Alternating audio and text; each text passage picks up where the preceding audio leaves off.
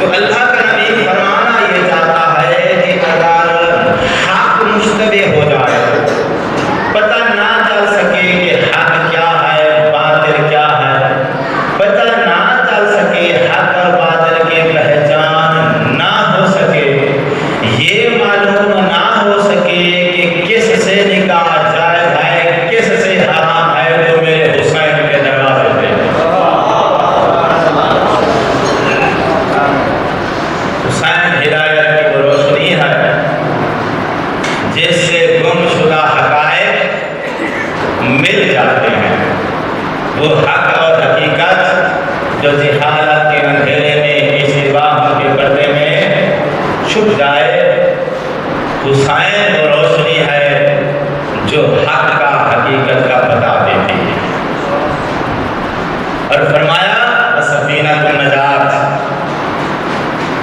بشر ہے، انسان ہے، لا علمی میں، خواہشات کی طغیانی میں، گناہوں میں ڈوب جاتا ہے، تو فرمایا گناہگاروں مایوس ہونے کی ضرورت نہیں ہے۔ یہ گناہگاروں کے لیے بشارت ہے کہ دل میں امام حسین کی محبت بسا لو، درد مندوں میں شامل ہو جاؤ، حسین سفینہ لگا ہے۔ اور جب امام حسین ہدایت کا چراغ ہے تو حق اور باطل کی پہچان کو قائم رکھنے کے لیے، بخشش کی امیدوں کو دلوں کے اندر محفوظ رکھنے کے لیے ضروری ہے ذکر حسین کو قائم کیا جائے۔ ضروری ہے ذکر حسین منایا جائے، ضروری ہے امام حسین کی یاد کو باقی رکھا جائے، امام حسین کی یاد منائی جائے۔ کیوں؟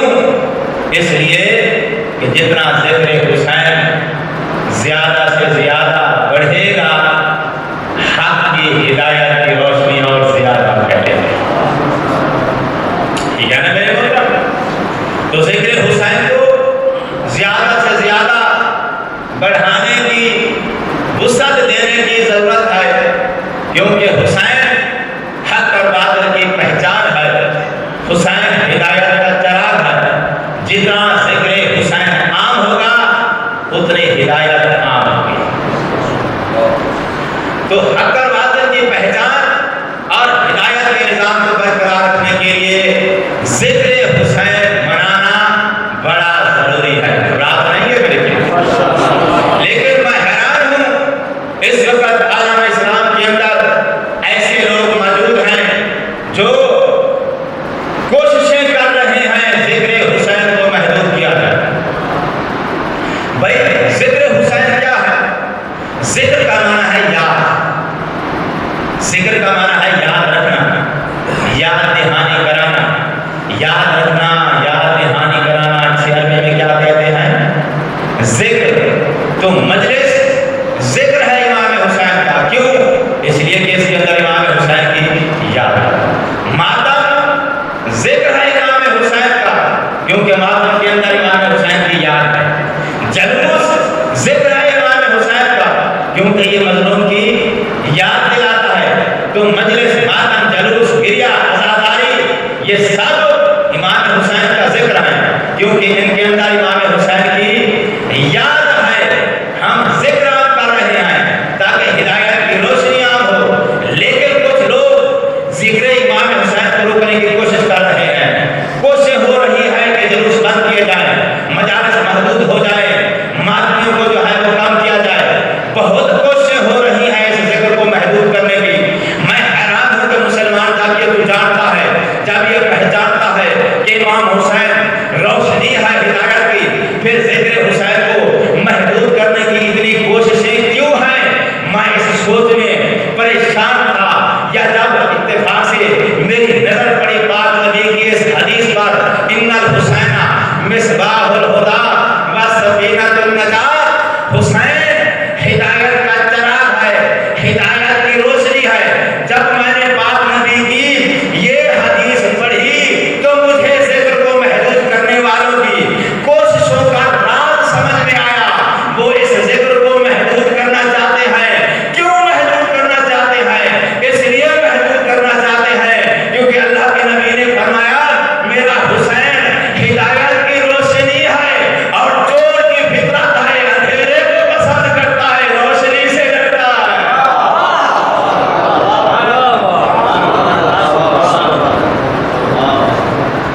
چور ہمیشہ روشنی سے دور بھاگتے ہیں تاکہ کہیں پکڑے نہ جائے۔ تو جو بھی امام حسین کے ذکر کو روکنے کی کوشش کرے، سمجھو اس کے دل میں کوئی چور ہے۔ اب یہ پرانی باتیں ہیں، اب آپ کہیں گے کہ پتہ نہیں میں کہاں سے کہاں تک اشارہ دے رہا ہوں، لیکن حق یہ ہے کہ ذکر حسین کو روکنے والا چاہے کسی لبو لہجے میں روکے، اچھے لہجے میں روکے، محدود کرنے کا مشورہ دے، چاہے نماز اور قرآن کی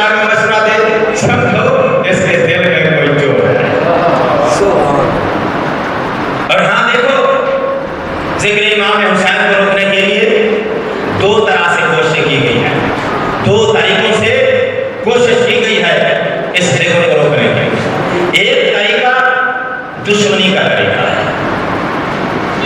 مجالس پر بم بلاسٹ کیے گئے، ماتمیوں کو قتل کیا گیا، جلوس روکے گئے، فتوے دیے گئے کہ مجالس میں نہ جاؤ، نکاح ٹوٹ جاتا ہے۔ یہ دشمنی کا طریقہ ہے۔ دشمنی کے طریقے سے کوشش کے باوجود دشمن ناکام رہا ہے، آزاداری بڑھی ہے، جتنے ماتمی قتل ہوئے ہیں اتنے امام بارگاہ بنے ہیں۔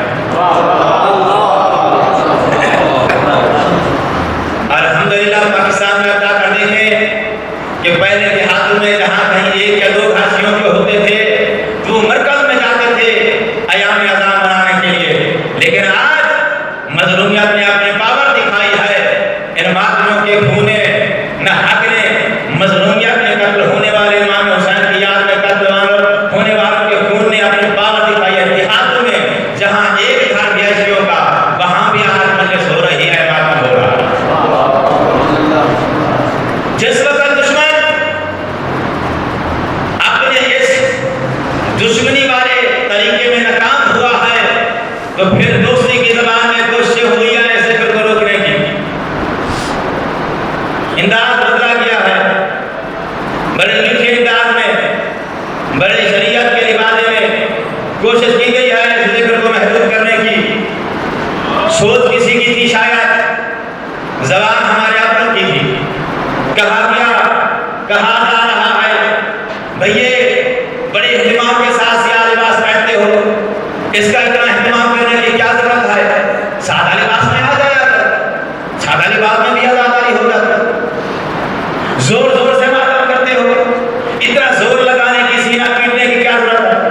آرام آرام سے ماتم کر لیا کر، آرام آرام سے بھی ماتم ہو جاتا ہے۔ نظر میں آس پر، سبیلوں پر اتنے زیادہ پیسے اور اخراجات بڑھا دیتے ہو، خرچے کر دیتے ہو، یتیموں میں بانٹو، مسکینوں کو دو، بے اولاد بے سہارا لوگوں میں جا کے پیسہ خرچ کرو، اتنا زیادہ پیسہ تم نیازوں پر خرچ کر دیتے ہو، لنگر کھانوں پہ خرچ کر دیتے ہو۔ یہ اتنا زیادہ پیسہ ادھر خرچ کرنے کی کیا ضرورت ہے؟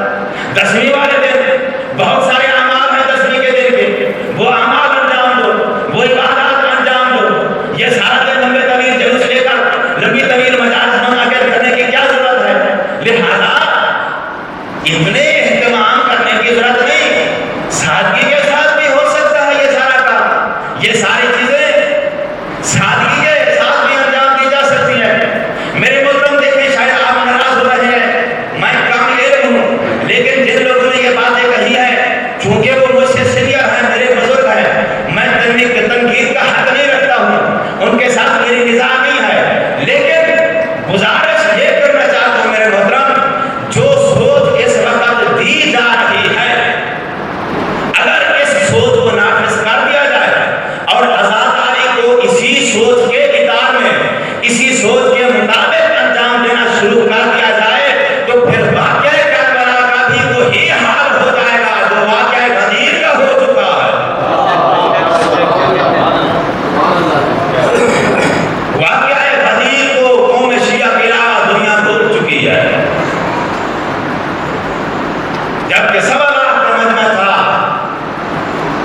ساری دنیا نے واقعہ کربلا کو دیکھا تھا، لیکن یہ واقعہ 4 دیواری کے اندر منایا گیا اس کی یاد کو، تو اس کا نتیجہ یہ نکلا قوم شیعہ کے سوا دنیا کو پتہ بھی نہیں ہے کہ واقعہ غدیر ہوا تھا یا نہیں ہوا۔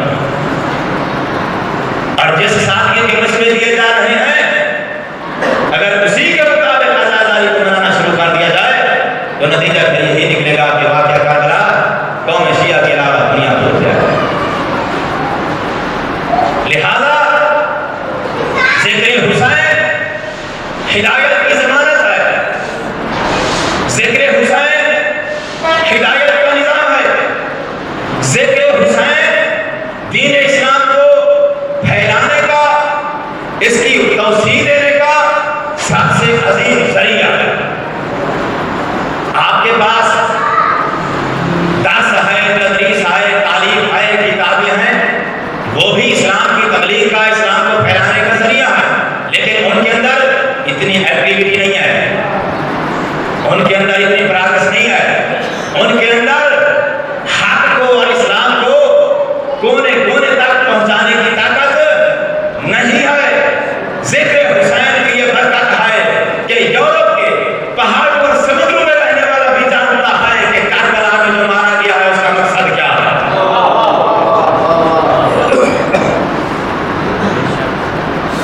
ذکر حسین کی یہ پاور ہے کہ کائنات کے اندر جو بھی، اور دیکھو امام حسین کی شخصیت ہی ہوا ہے، دنیا کے جس بھی دانا نے دانشمند نے کربلا کا مطالعہ کیا ہے بے سادہ زبان سے یہی نکلا ہے کاش حسین میرے مذہب کا لیڈر ہوتا۔ امام حسین کے اندر یہ کشش ہے، لوگوں کو حق کی طرف بلانے کی وہ جاذبیت ہے ذکر حسین کے اندر، اور جو ذکر حسین کے اندر جاذبیت ہے کسی اور ذریعہ تبلیغ کے اندر وہ جاذبیت نہیں ہے۔ لہذا ذکر حسین کو جس طریقے سے بھی آپ منائیں اس کے اہتمام میں کوئی کمی نہیں آنی چاہیے، بس میری یہی گزارش ہے۔ اب سادہ لوگوں کو ڈیل کرنے کے لیے لاؤڈ اسپیکر پر یہ فتویٰ جاری ہوا ہے، بھائی تم ماتم کرتے رہتے ہو سارا دن، تمہارے اس ماتم کا امام حسین کو کیا فائدہ ہے؟ بھائی کیا کرے؟ ماتم نہ کرو، کیا کرو؟ قرآن پڑھو، 10ویں کے دن سارا دن قرآن پڑھو، قرآن پڑھ پڑھ کر امام حسین کو بخشو تاکہ امام حسین کو بھی کچھ فائدہ پہنچے۔ یہ تمہارے ماتم کا، وہ تو شہید ہو گئے، دنیا سے چلے گئے، اب تم رو رہے ہو تو مرنے والے کو تمہارے رونے کا کیا فائدہ؟ تمہارے اس ماتم کا امام حسین کو کیا فائدہ؟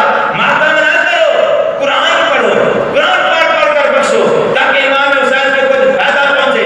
اب میں کیا سمجھاؤں اس مولوی صاحب کو؟ میرے محترم، قرآن اس کے لیے پڑھا جاتا ہے جو مرنے کے بعد خود نہ پڑھ سکتا ہو، جو نیزے پہ بلند ہو کر قرآن سنائے وہ تیرے بلال کا محتاج نہیں ہے۔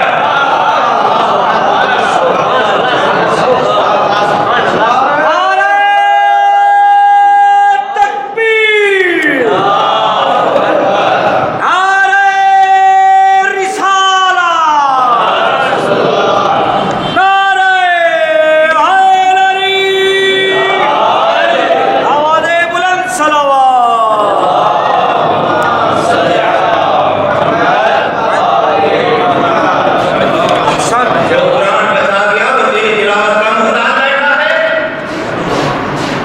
آج مسجدوں میں اذان باقی ہے، قرآن کی تلاوت باقی ہے، تو یہ حسین کا صدقہ ہے سب کچھ، وہ تیری تلاوت کا محتاج ہے۔ پھر کہتے ہیں جی نوافل پڑھو، 10ویں کے دن نمازیں پڑھو، نوافل اور نمازیں پڑھ پڑھ کر ہدیہ کرو امام حسین کے لیے، ماتم کرتے ہو، اس کا کیا فائدہ؟ دیکھیے بہت ایک انٹیلیجنٹ طریقہ ہے جس کے ذریعے سادہ لوگوں کو جو ہے گمراہ کرنے کی کوشش کی گئی ہے۔ بظاہر نماز کا سہارا لیا گیا ہے، بھائی نماز کی طرف آؤ، ادھر رہنے دو، میں نماز اور عزاداری کا تقابل نہیں دینا چاہتا ہوں، اور نہ ہی میں نماز کا منکر ہوں یا نماز کے خلاف ہوں، نعوذ باللہ من ذالک، کھاتا ہوں کہ جہنم مجھ کو۔ لیکن میرے محترم بات یہ ہے کہ تو جو نماز کی بات کرتا ہے، اگر الیکشن کے دنوں میں کمپین کا زور ہو، جیسے ہو رہے ہیں، کینڈیڈیٹ ووٹ مانگ رہے ہیں، جوڑ توڑ جاری ہو، سائلات لوگ بھاگتے ہیں، وہ کہتے ہیں مجھے ووٹ دو، دوسری پارٹی والے کہتے ہیں مجھے ووٹ دو۔ ایسے ہوتا ہے یا نہیں ہوتا ہے؟ جو پاکستان سے تعلق رکھتے ہیں ان سے بات کر رہا ہوں، کیونکہ دیگر ممالک کے ماحول کو میں نہیں جانتا ہوں۔ تو الیکشن کے دنوں میں کتنا گھمسان ہوتا ہے، کتنا زور شور ہوتا ہے، ہر آدمی اپنی پارٹی کے لیے ووٹ مانگ رہا ہے۔ اگر الیکشن کے دن، الیکشن والے دن اگر کوئی آدمی پاکستانی پرچم ہاتھ میں لے کر آ رہا ہو تو پاکستانی پرچم سے یہ شناخت ہو سکتی ہے کہ یہ کس پارٹی کا ووٹر ہے، کس کا سپورٹر ہے؟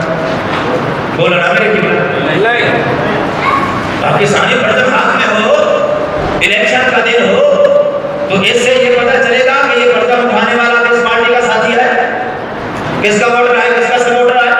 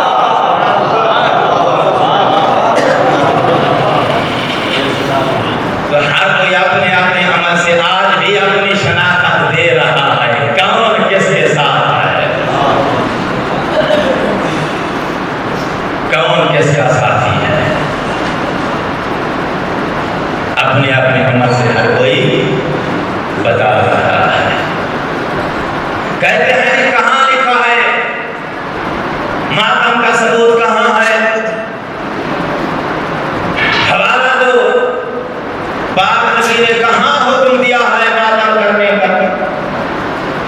ماتم کا ثبوت کہاں؟ کبھی پاک نبی نے حکم دیا ہے کہ میرے نماز پر ماتم کرنا؟ ماتم کا حوالہ دو۔ میرے محترم دیکھیے، میرے سامنے چونکہ علماء تشریف فرما ہے، میں کتابوں کے حوالے دوں، سورہ یوسف کی آیات کی تفسیر بیان کروں، آپ سے بہتر جانتے ہیں۔ میں نیٹ کیش کہنے کا عادی ہوں۔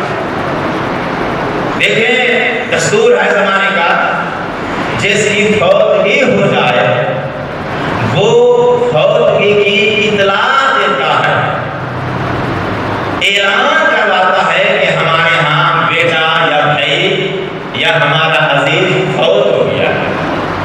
فوتگی کی اطلاع دینا یہ اس وارث کا کام ہے، لیکن اطلاع کے ساتھ ساتھ لوگوں کو یہ حکم دینا کہ تم روتے ہوئے آنا، ماتم کرتے ہوئے آنا، یہ غیر مقبول بات ہے۔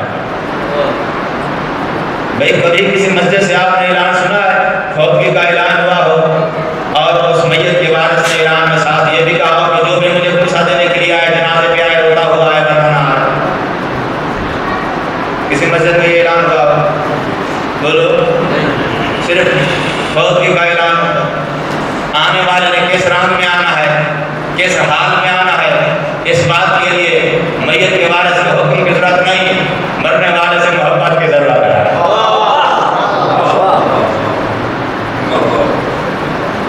آنے والے کی مرنے والے سے جتنی قربت ہے، جتنی محبت ہے، اسی کے مطابق آنے والے کا رنگ ہوتا ہے۔ 3 کلاسیں ہیں، 3 رنگ ہیں آنے والوں کے، جنازے پر جو آتے ہیں لوگ۔ کچھ لوگ وہ ہیں جو اسی لباس میں آ جاتے ہیں، بلکہ نہا دھو کے آ جاتے ہیں، بس چہرہ تھوڑا سا اداس ہوتا ہے یا خاموشی کی حالت ہوتی ہے، لیکن واویلا، گریا، رونا یہ نہیں ہوتا، سادگی کے ساتھ آ جاتے ہیں۔ یہ بھی وہ ہیں جو میت سے تعلق رکھنے والے ہیں۔ کچھ وہ ہیں جو روتے ہوئے آتے ہیں، تیسرے وہ ہیں جو رو بھی رہے ہوتے ہیں اور ساتھ منہ کو بھی پیٹ رہے ہوتے ہیں۔ ایسے ہے نہیں معاشرے کے اندر، ایسے ہم نے دیکھے، ہم نے وہ لوگ دیکھے۔ اگر جوان بیٹا کسی کا مارا جائے تو باپ کو ہم نے منہ پیٹتے ہوئے دیکھا ہے، ماں کو منہ پیٹتے ہوئے دیکھا ہے، بہنوں کو منہ پیٹتے ہوئے دیکھا، اور وہ لوگ بھی ہیں جو صرف آرام سے کھڑے ہوئے رو رہے تھے، بات نہیں کرتے، منہ نہیں پیٹتے۔ کچھ وہ بھی ہیں جو نہ رو رہے ہیں، منہ پیٹ رہے ہیں، لیکن وہ بھی جنازے میں شریک ہوتے۔ تو اب آنے والے نے جتنی کسی کی اس مرنے والے سے قربت داری تھی، اس سے محبت تھی، اسی کے مطابق آنے والے کی حالت ہے، لیکن جو روتا ہوا آیا ہے اس کو رونے کا حکم میت کے وارث نے نہیں دیا، نہ ہی جو منہ کو پیٹ رہا ہے میت کے وارث نے اسے پیٹنے کا حکم دیا۔ ہر کوئی مرنے والے سے جتنی کسی کی محبت تھی اسی کے مطابق اسی رنگ میں وہ آئے۔ تو جس کے ہاں فوتگی ہو جائے وہ یہ حکم نہیں دیتا کہ روتے ہوئے آنا، ماتم کرتے ہوئے آنا، وہ فقط اطلاع دیتا ہے کہ ہمارے ہاں فوتگی ہو گئی ہے، ہمارا جوان مارا گیا ہے، اگر کوئی ہمیں پرسہ دینے کے لیے آنا چاہتا ہے، ہمارے جوان کے جنازے میں شامل ہونا چاہے تو فوتگی کی اطلاع ہو گئی، جنازے کے ٹائم کی اطلاع ہو گئی۔ اب آنے والے اپنی محبت کو سامنے رکھتے ہوئے اس راہ میں آتے ہیں جتنی اس مرنے والے سے اس کی محبت ہوتی ہے۔ مسلمان اگر تیرے مذہب میں ماتم جائز نہیں ہے، ماتم کو تو درست نہیں سمجھتا ہے، تو ہم یہ نہیں کہتے کہ لازمی تو ماتم کرتا ہوئے آ، بے شک ماتم نہ کر، لیکن اگر تیرا کوئی باپ نبی سے تعلق ہے، رشتہ ہے، تو ماتم کے بغیر کم از کم صفے عزا پر آ تو صحیح۔